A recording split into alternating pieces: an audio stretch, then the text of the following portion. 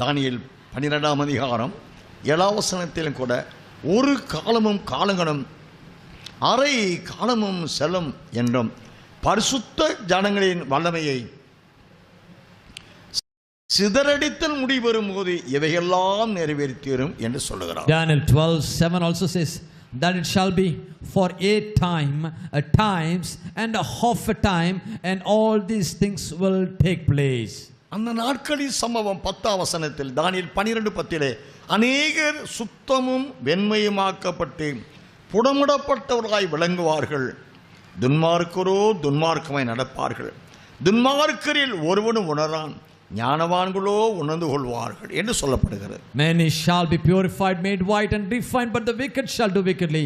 None of the wicked shall understand, but the wise shall understand. அப்படி என்றால் வெண்மையும் சுத்தமும் என்றால் மணவாட்டியானவளுக்கு அது கையளிக்கப்பட்டதாக இருக்கிறது.